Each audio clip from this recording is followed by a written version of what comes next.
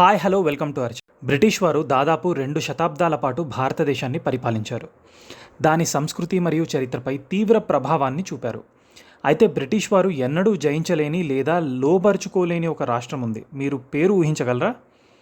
Arabia సముద్రంతో చుట్టుముట్టబడిన ఈ సుందరమైన రాష్ట్రం శక్తివంతమైన సంస్కృతికి ప్రసిద్ధి చెందింది. ఇది పర్యాటకులకు అగ్ర ఎంపిక. అంతేకాదు, చాలామంది తమ జీవితకాలంలో కనీసం ఒక్కసారైనా సందర్శించాలని కలలు కనే ప్రదేశం.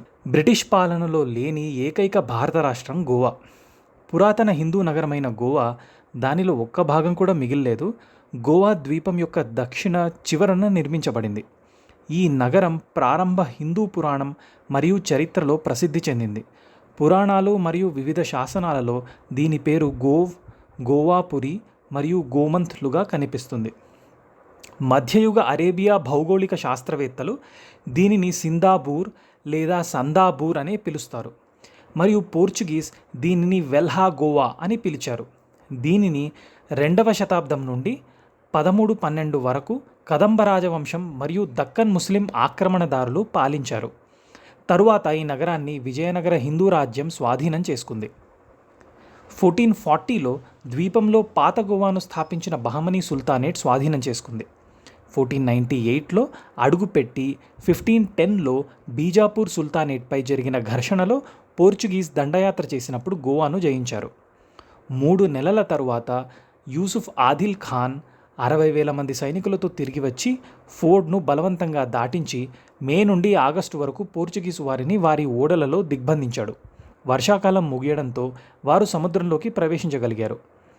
నవంబర్లో ఆల్బుకెర్కి ఒక పెద్ద సైన్యంతో తిరిగి వచ్చి తీవ్ర ప్రతిఘటనను అధిగమించి నగరాన్ని తిరిగి స్వాధీనం చేసుకుని ముస్లింలందరినీ చంపి హిందూ అయిన తిమోజాను గోవా గవర్నర్గా నియమించాడు.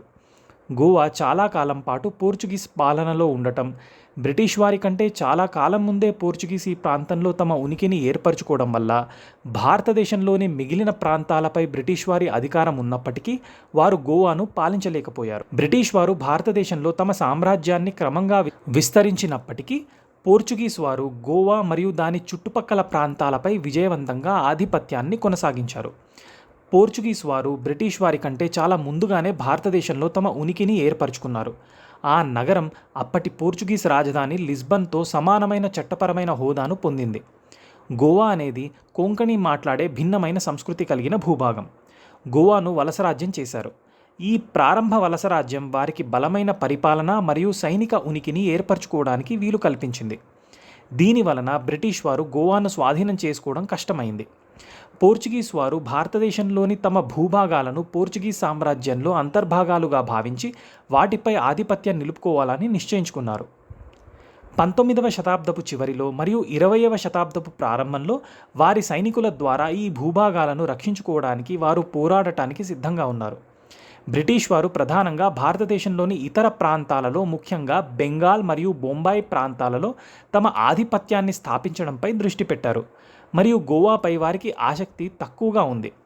సంక్షిప్తంగా చెప్పాలంటే పోర్చుగీస్ వారు ముందుగానే రావడం, బలమైన పరిపాలనా స్థావరం మరియు ఆధిపత్యం నిలుపుకోవాలనే దృఢ సంకల్పంతో గోవాను స్వాధీనం చేసుకునే బ్రిటిష్ ప్రయత్నాలను సమర్థవంతంగా నిరోధించగలిగారు. మోర్ముగావ్ ఓడరేవును బ్రిటిష్ వారు నిర్మించారని మరియు బ్రిటిష్ వారి యాజమాన్యంలోని west of India Portuguese railway company ద్వారా గోవా సరిహద్దుకు కర్ణాటకకు వెళ్లే రైల్వే లైన్తో అనుసంధానించబడిందని చాలామందికి తెలియదు. అంతేకాదు, 1799లో ఫ్రెంచ్ మరియు డచ్ వారి నుండి వచ్చే ఏవైనా దాడుల నుండి గోవాను రక్షించడానికి పోర్చుగీస్ బ్రిటిష్ సహాయం కోరింది. బ్రిటిష్ వారు 10,000 మంది సైనికులను గోవాకు పంపించారు. సైనికుల అగ్వాడా, డోనా పౌలా మరియు మోర్ముగావ్లలో తమ స్థావరాలను ఏర్పరచుకున్నారు. కొన్ని చారిత్రక కథనాల ప్రకారం బ్రిటిష్ వారు వాస్తవానికి 1799 నుండి 1813 వరకు స్వల్పకాలానికి గోవాను జయించారు. 1797 నుండి 1798 వరకు మరియు 1802 నుండి 1813 వరకు పాలించారని కూడా చెబుతారు. ఆ సంవత్సరాల్లో వారు ఇక్కడే ఉన్నారని తెలుస్తోంది, మరియు వారు అగ్వాడా, డోనా పౌలా, గాస్పర్ డయాస్, ప్రస్తుత మీరామార్, కారంజాలెం, డోనా పౌలా ప్రాంతం మరియు మోర్ముగావ్ వద్ద భారీ కోటలను నిర్మించారని నివేదించబడినప్పటికీ తరువాత వీటిని పోర్చుగీస్ వారు కూల్చివేశారు. పోర్చుగీస్ వారు భారతదేశంలో దాదాపు 400 సంవత్సరాలు నివసించి గోవా సంస్కృతి, వాస్తుశిల్పం మరియు వంటకాలపై గణనీయమైన ప్రభావాన్ని చూపారు. 1946లో ఏజీ టెండూల్కర్ గోవా కాంగ్రెస్ అధ్యక్షుడయ్యారు.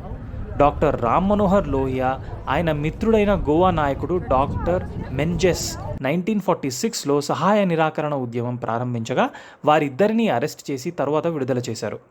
ఆ సమయంలో వేలాది మందిని జైల్లో పెట్టారు. బ్రగాంకా కూన్హా, పురుషోత్తం కాకోడ్కర్, లక్ష్మీకాంత్ బెంబ్రే మొదలైన నాయకులను లిస్బన్ తరలించి అక్కడ జైల్లో నిర్బంధించారు. గాంధీ గారి సలహాతో అక్కడి కార్యకర్తలు క్విట్ ఇండియా ఉద్యమాన్ని ప్రారంభించారు. 1947లో తమతో సహా భారతదేశమంతటా స్వాతంత్రం సిద్ధిస్తుందని గోవా ఉద్యమ నాయకత్వం నమ్మింది. అయితే అనూహ్యంగా కొందరు స్థానిక నాయకులు గోవాని స్వయం ప్రతిపత్తి కల దేశంగా పోర్చుగీస్ కామన్వెల్త్లో ఉంచాలని కోరారు. 1947లో భారతదేశం స్వాతంత్రం పొందిన తర్వాత 1948 మరియు 1949లో గోవాపై దావా వేసింది మరియు పోర్చుగల్ గోవా మరియు ఉపఖండంలోని దాని ఇతర ఆస్తులను భారతదేశానికి అప్పగించాలని ఒత్తిడి పెరిగింది.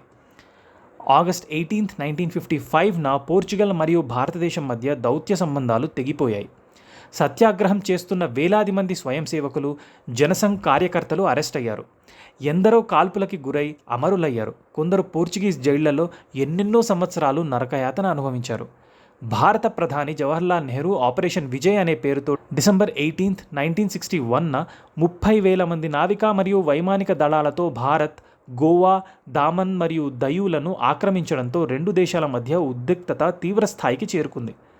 భారత సైన్యం జరిపిన మిలిటరీ చర్యతో డిసెంబర్ 19, 1961న గోవా పోర్చుగీస్ వారి నుండి విముక్తి పొంది భారత్లో భాగమైంది. మా ఈ వీడియో మీకు నచ్చినట్టయితే లైక్ చేసి, షేర్ చేసి, సబ్స్క్రైబ్ చేయండి. Thank you.